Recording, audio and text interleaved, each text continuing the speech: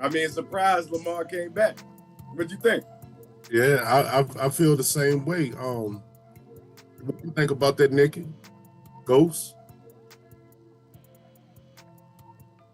Oh, they must not. Yeah, I They didn't must know not about be that able. one. Oh, what Yeah, is it? you got fill me in, bro. They must not be up on the BMF, the powers, the power universe, all that good stuff, But me personally, I feel like they shouldn't because I feel like they can't trust them. I feel like once you and I already burnt that bridge, man, it ain't no going back. Then they're on the major level, man. Like they somewhere else. They with Aladdin. They up there. I can't. I couldn't see myself trusting them again. I'd have off them if it was up to me. I, Where you think? I mean, big shout out to 50. The Power Series. This supposed to be the last season. After the little controversy he had with Meech. No, I heard So they made up. I heard they recently made up. Like everything copacetic with them now. it's been rumors flying because I heard they sold it for 150 million or something like that too. I heard that. I heard some numbers been flying out there too.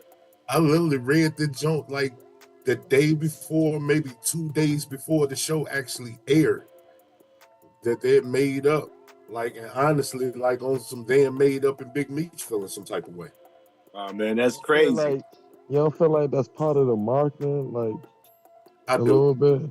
50, You know 50 what is I'm very saying? controversial. He stays in some kind of controversy. I feel like to he ain't got to do it to stay relative because his movie career, I feel like, is way bigger than his rap career ever could have got. You Yeah, know, but he still got other people. Like you put people in position. So if he don't help keep things relevant for them to look at the other cast members, you know, I feel it's still part of marketing. That's all. That's what's up. That's what's up. Nasty, what you got for us today, man? Got to get us started to swing us around the room and see what's going on.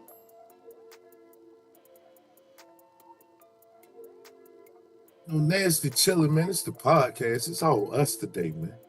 You Oh know, man, well let's come in with Nikki then. Nikki, what you got for us? Let's spice it up. Well, y'all know I always got something going. So, and y'all know positive vibes with Nikki, and it's always something deep. So, I'm about to throw this one at y'all, right? See how y'all feel about this. Let me ask you something important today. If you were not blocked because you're missing a strategy, but because your system is still wired for a version of you that doesn't exist anymore, the truth is high achievers don't stay stuck because they're lazy. They stay stuck because they've outgrown their old identity, but haven't fully stepped into the new one yet. And until you shift that one a system level to nerve system level, you keep shining, hustling, overworking, wondering why it's still not working. That's what this upcoming. So basically, you have to figure out where your alignment is and dig in a little bit deeper. So basically, they're saying that the reason why high achievers doesn't don't keep achieving or only get to a certain level is because they don't won't let go of their old identity. And they're not missing the strategies. They're on point with everything else in their life, but they won't accept the new them. So what do you guys feel about that?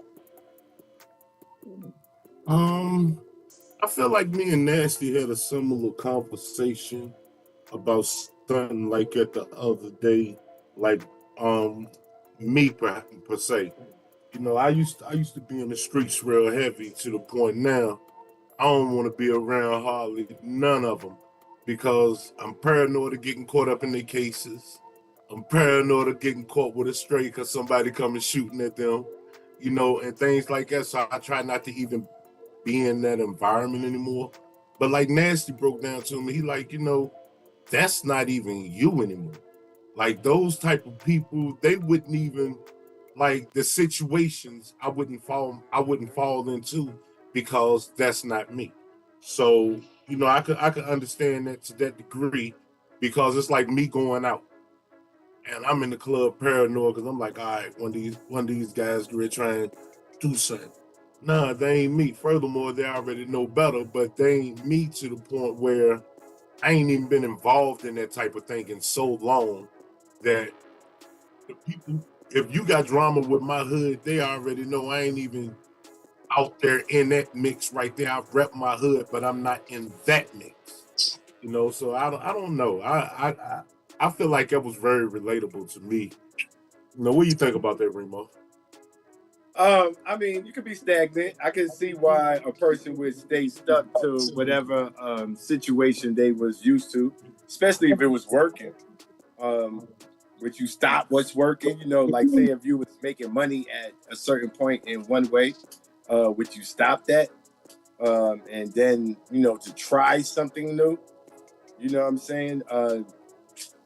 That's kind of a tricky situation, and if you think about it in that regards.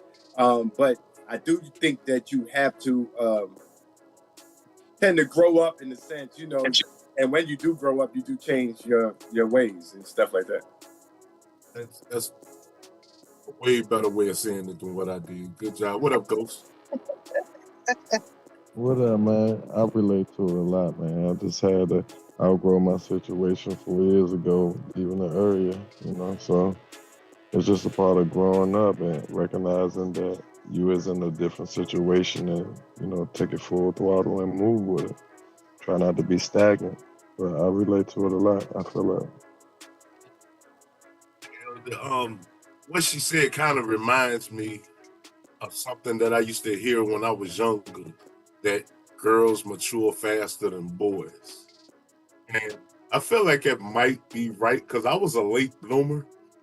I don't feel like I matured like to the point of grown man, like good father, like person like that till I was like 35. You know, I guess that has a lot to do with the growing up part that Ghost was just speaking on, man. I think I mean, I think that it got a little bit to do with who you was raised by. If it was two parents, one parent, mother or father, because women do, mature faster for sure. So if you was raised by your mom, sometimes the kids, speaking as a male, they tend to relate to how the mom is growing up fast. You know what I'm saying? Also, I was raised by my grandma and my uncle. Grandma don't play. Yeah, you weren't ready for it. Yeah, I understand.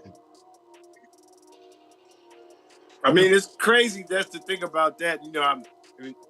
To go into what you were saying about just women being more mature than men. Is it because do you think it's because their childhood, the way they was raised, dolls, house, kitchenette, they had when we was young, they had the easy bake kitchen, so that everything is set around the family, how to rate, kind of household things. By the guys, it's like, go play outside, get scraped up. You better not come in the house if you didn't fight. You know what I'm saying? Don't be running. I think women pay attention to more. They was taught to pay attention to more detail. We was out there like as it come to us from boys, like live for the day. They was taught to always think in advance. You know what I'm saying? For the future. Yeah, I think it goes back to tradition, the masculine and the feminine energy in general, period. The feminine energy is more nourishing, the feminine energy is a little more caring, a little more in tune when it comes down to like the emotional standpoint of things. And then with the male, it's more of a dominant, provider, leader, like not being afraid and bravery. You get what I'm saying? But I feel like the reason why the maturity levels is different is because we have to be a little more analytical when it comes down to the decision making that we make. With you guys, everything is hands on.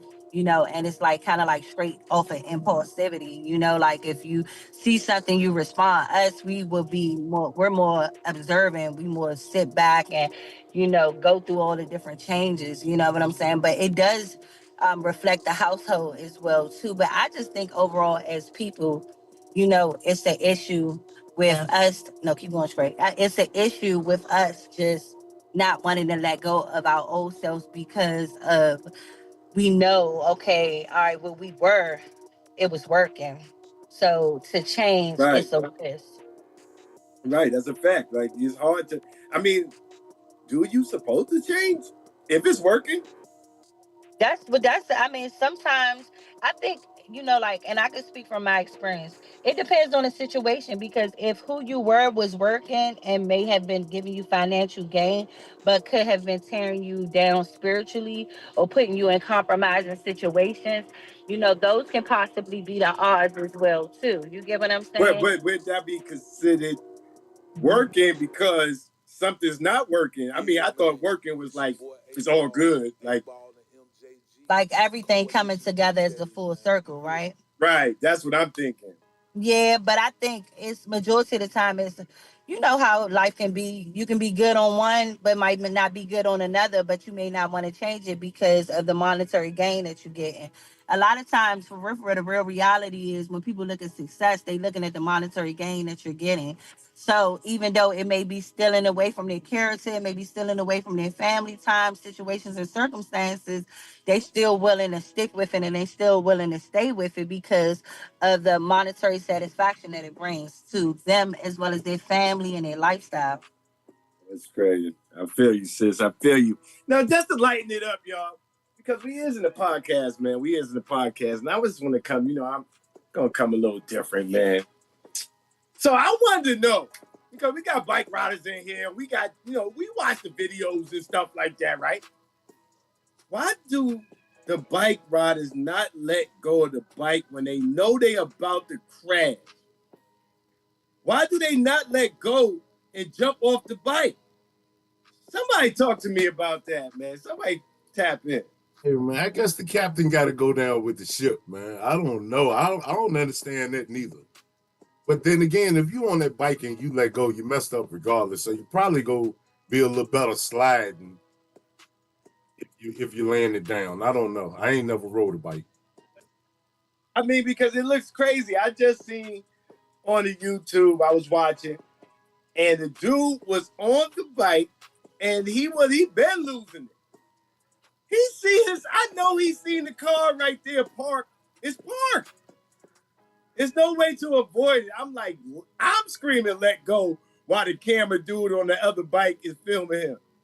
He runs right smack into the car park. I mean, the car park ain't going nowhere. Yeah, that's a different scenario. You got to jump off, try and run, do a roll or something.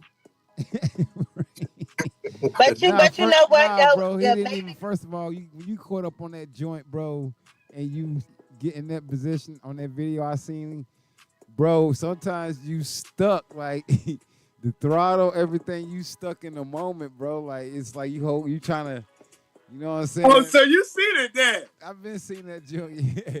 It's like nothing you can do sometimes, though, bro. Like, yo, bro, he was hanging off on the side already. Yeah. I mean, he was trying to make it stop, gain control. I have to agree with Nasty on that one though, because my one of my great uncles, he had a Harley and he was real big on bikes and stuff like that as well too. And when like that adrenaline is rushing and like when you're like it's like you're one with the bike, you know what I'm saying? So sometimes it's not easy to kind of like let it go because the power from the bike can pull you, and even when you may want to let your hand go, sometimes you're not able to even pull back. It's like a force field. So on the outside looking in, we see it and we thinking like, oh, let go. But in all reality, when the adrenaline is rushing and the situation is happening, it ain't that easy. I agree with you to a degree because I had seen people jump off of bikes. Hey, I kind of think that they just I'm gonna try my feet. Think that they can change the situation at the last minute. To me, Right, I'm like I think you got I think time. That's what I'm saying, Ghost. You see it coming. You already losing it. You still trying to hold on like. I mean, you gotta think about how many times have they came close to, crashing out and got control. So they think that might be another similar situation. In this similar video, though, the video that Nasty and me talking about, Dude was hanging off the side. He had a lit, I say, about a 30-second window before he hit that parked car. He seen it coming. He went from the middle of the street and glided towards the side. His Oh, hands still, his feet was dragging. man, he might have seen him just missing it too. Instead of seeing it coming, like I got this. I got this. Nasty, Man, I I just should have let go. We gonna Nasty go. got to tap in with this one. We gonna go on and be Did real. he feel that he could get back on the bike? No, we gonna go on and be real. All right, we gonna be real about this. Old boy wasn't living right. He said, and Jesus said, "Nigga, fuck you." I mean, yo, I have seen people jump off the bike, man. I'm just saying, if he had that far of a window, you know, and he couldn't, and you was already on the side, all you had to do is let go, run, shit, slide. Strawberries is better than broken bones. You know, anything. You was already on the side. You know, Jesus said, "Nigga, fuck you." He ain't let him let go. oh man. That's crazy. That's crazy. I got another one for you. Because I don't know if y'all been up on, social media is popping, man. And it's always something. So academics, I'm on an academic page, right? And then he drops the leak footage or leak audio, let's say audio, of P. Diddy talking to 50 Cent baby mama. Did anybody hear this one? No. All right, so apparently Diddy is on the phone talking to 50 Cent baby mama, and basically he's telling her that, yo, I can help you out, but you got to do something. And basically what he wanted her to do was get trained on her. It didn't sound like Diddy was forcing nothing. It sounded like he was trying to help the person out, but this is he offered her a push pack. You know, if she bit, that's on her. You know, I don't know what else to say. He didn't take it. He gave her options. It was her choice to choose. Like, other than that, I have nothing else to say about that.